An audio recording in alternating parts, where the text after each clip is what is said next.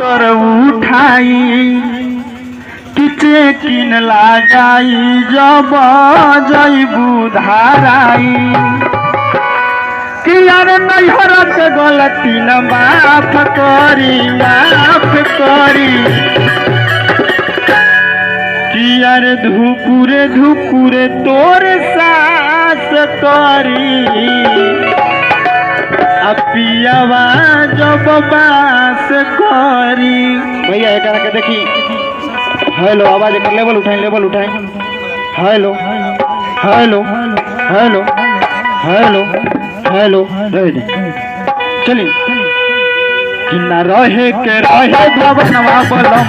काहे के करौला भवनवा बलम काहे भवनवा बलम काहे के करौला भवनवा बलम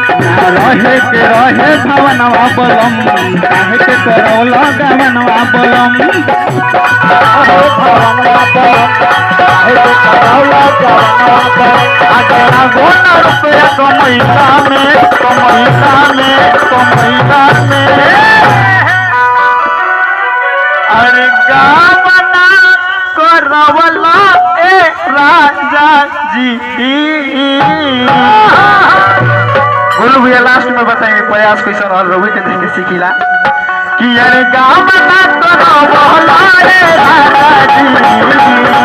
गावना करवला ए राजा जी काहे अपुतहिला में हो काहे अपुतहिला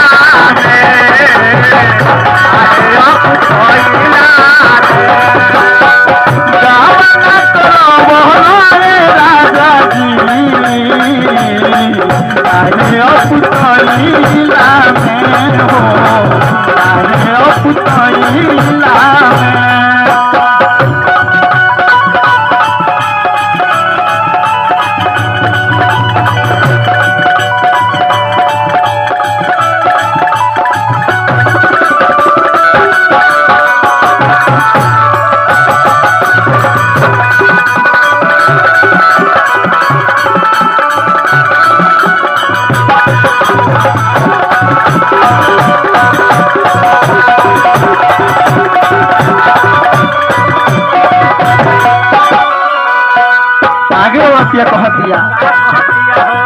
हबर शादी कैला लहबर खावाना हबर शादी कैला लहबर खावाना सुन पक गइल राजा जी ओढ़ना बिछावाना सुन पक गइल राजा जी ओढ़ना बिछावाना हबर शादी कैला लबर गावाना सुन के गइल राजा जी ओढ़ना बिछावाना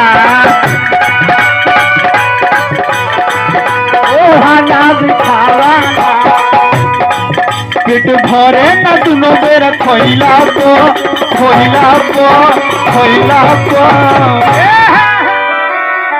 अरे गावना करवला राजा जी अरे गावना करवला राजा जी काहे अपुतहिला में हो काहे अपुतहिला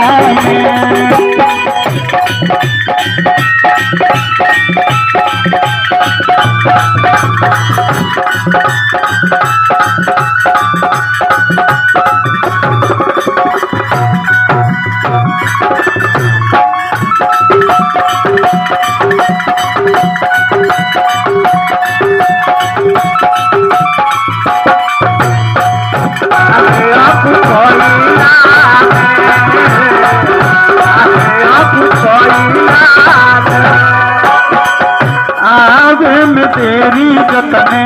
होता हल चल हो से जिया पतू के जवानिया चढ़ल हो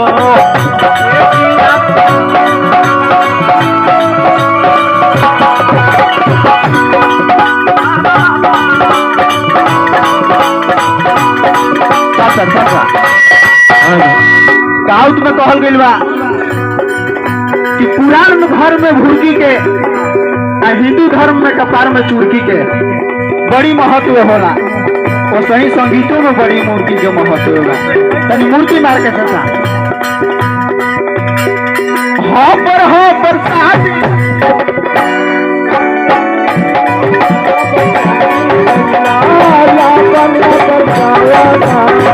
सुन तक गईल राजा जी ओढ़ना बिछावाना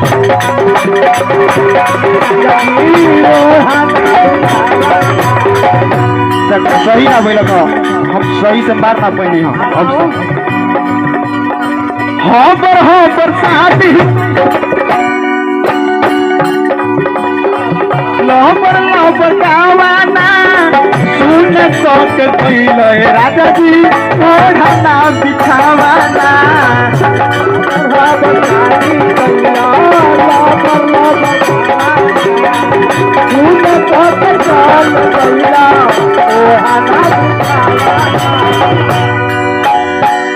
आहवे में तेरी जतने होता हल चल हो से दिया फूहू के जवानिया चढ़ल हो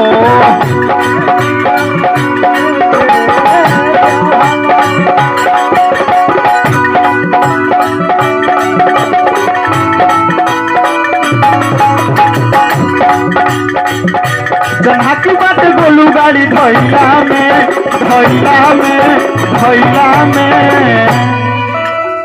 अरे गावना करवला राजा जी